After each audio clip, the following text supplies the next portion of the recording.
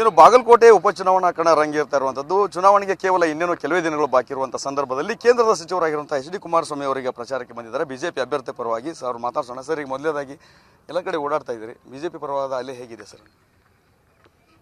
ಇಲ್ಲಿ ಬಿಜೆಪಿಯ ಒಂದು ಅಲೆ ಅನ್ನೋದಕ್ಕಿಂತ ಹೆಚ್ಚಾಗಿ ರಾಜ್ಯದ ಜನತೆಯಲ್ಲಿ ಈಗಿನ ಸರ್ಕಾರದ ನಡವಳಿಕೆಯ ಬಗ್ಗೆ ಆಕ್ರೋಶ ಇದೆ. ಈ ಒಂದು ಸರ್ಕಾರ ರಚನೆ ಆದಮೇಲೆ ಕಳೆದ ಇನ್ನೇನು 3 ವರ್ಷಕ್ಕೆ ಸಮೀಪದಲ್ಲಿದ್ದಾರೆ. ಈ ಗ್ಯಾರಂಟಿ ಯೋಜನೆಗಳನ್ನು ಹೊರತುಪಡಿಸಿ ಇನ್ನು ಯಾವುದೇ ದೊಡ್ಡ ಕಾರ್ಯಕ್ರಮ ಕೊಟ್ಟಿದ್ದೇವೆ ಅಂತಕ್ಕಂಥದ್ದು ಸರ್ಕಾರದಿಂದ ನಾವು ಕಾಣಲಿಲ್ಲ. ಬರೀ ಹಲವಾರು ಹಿಂದಿನ ಕಾರ್ಯಕ್ರಮಗಳನ್ನೇ ಬಜೆಟ್ನಲ್ಲೂ ಘೋಷಣೆ ಮಾಡಿ ಒಂದು ರೀತಿ ನಗಪಾಟ್ಲಿಗೆ ಈಡಾಗಿರ್ತಕ್ಕಂಥದ್ದು. ಅದರಿಂದ ಇಲ್ಲಿ ಜನತೆಗೆ ಈ ಸರ್ಕಾರ ಹಲವಾರು ರೀತಿಯ ಭ್ರಷ್ಟಾಚಾರಕ್ಕೆ ಪ್ರೋತ್ಸಾಹ ಕೊಡ್ತಕ್ಕಂಥದ್ದು, ರಾಜ್ಯದ ಜನತೆಯ ತೆರಿಗೆ ಹಣ ಸ್ವೇಚ್ಛಾಚಾರವಾಗಿ ಲೂಟಿ ಆಗ್ತಕ್ಕಂಥ ಒಂದು ವಾತಾವರಣ ನಿರ್ಮಾಣ ಮಾಡಿದ್ದಾರೆ. ಅದಕ್ಕೆ ಒಂದು ಅವರಲ್ಲಿ ಪರಿವರ್ತನೆ ತರಬೇಕು ಅನ್ನೋ ದೃಷ್ಟಿಯಿಂದ ಈ ಚುನಾವಣೆಯಲ್ಲಿ ಕಾಂಗ್ರೆಸ್ನ ಅಭ್ಯರ್ಥಿಗಳನ್ನು ಸೋಲಿಸಬೇಕು ಅಂತಕ್ಕಂಥದ್ದು ಒಂದು ವಾತಾವರಣ ಕಾಣ್ತಾ ಇದ್ದೇನೆ. ಸರ್, ಈಗ ಒಂದು ಕಡೆ ಹೇಳಿದ್ರಿ, ಈಗ JDSನಿಂದ ಇದ್ದಂಥ ಸಂದರ್ಭದಲ್ಲಿ ಸಿದ್ದರಾಮಯ್ಯನವರು ಕುಟುಂಬ ರಾಜಕಾರಣ ಅಂತ ಹೇಳ್ಕೊಂಡು ಸಾಕಷ್ಟು ಮಾತಾಡ್ತಾ ಇದ್ರು. ಹೊರಗಡೆ ಬಂದರೂ ಕೂಡ ಕುಟುಂಬ ರಾಜಕಾರಣದ ಬಗ್ಗೆನೇ ಮಾತನಾಡುವಂಥದ್ದು. ಎಲ್ಲ ಒಂದು ಕಡೆ ಕುಟುಂಬ ರಾಜಕಾರಣದ ಬಗ್ಗೆ ಅದರ ವಿರುದ್ಧವಾಗಿದ್ದಂಥ ಸಿದ್ದರಾಮಯ್ಯನವರು ಈಗ ಕುಟುಂಬಕ್ಕೆ ಮಣೆ ಹಾಕುವಂಥ ಕೆಲಸ ಆಗ್ತಾ ಇದೆ. ಸಿದ್ದರಾಮಯ್ಯನವರು ಕುಟುಂಬದ ರಾಜಕಾರಣಕ್ಕೆ ವಿರುದ್ಧವಾಗೇನೇ ಇರಲಿಲ್ಲ.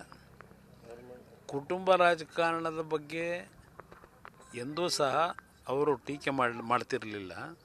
ಆದರೆ ನಮ್ಮ ಜೊತೆ ಇದ್ದಾಗ ಕಾಂಗ್ರೆಸ್ಸು ಮತ್ತು BJP ಪಕ್ಷಗಳ ಬಗ್ಗೆ ಟೀಕೆ ಮಾಡೋದು ನೋಡಿದ್ದೇನೆ. ಎಂದೂ ಸಹ ಕುಟುಂಬ ರಾಜಕಾರಣದ ಬಗ್ಗೆ ಚರ್ಚೆ ಮಾಡಿಲ್ಲ.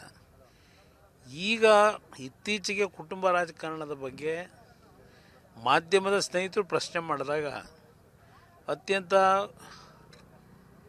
ಅವರ ಹೇಳಿಕೆ ಇದೆಯಲ್ಲ, ಯಾಗಿತ್ತು ಅಂದರೆ ನಗಪಾಟ್ಲಿನ ಹೇಳಿಕೆ, ಅತ್ಯಂತ ನಗಪಾಟ್ಲಿನ ಹೇಳಿಕೆ. ಕಾರಣ ಬೇರೆ ಬೇರೆ ಹೆಸರುಗಳನ್ನು ಹೇಳಿದ್ರು. ಕುಟುಂಬ ರಾಜಕಾರಣದಲ್ಲಿ ಯಾರ್ಯಾರಿದ್ದಾರೆ, ಯಾವ ಕುಟುಂಬಗಳಿದ್ದಾವೆ ಅಂತಕ್ಕಂಥದ್ದು ಹೇಳಬೇಕಾದ್ರೆ ಭಾಳ ಕೇವಲವಾಗಿ ಮಾತನಾಡಿದ್ರು.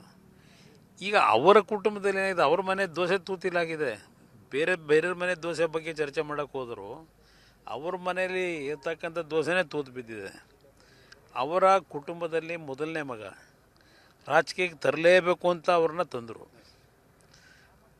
ಏನೋ ಒಂದು ಆಕಸ್ಮಿಕ ಸಂದರ್ಭದಲ್ಲಿ ನಿಧನರಾಗಿದ್ದಂಥ ಒಂದು ಘಟನೆ ರಾಜ್ಯದಲ್ಲಿ ಏನು ನಡೀತು.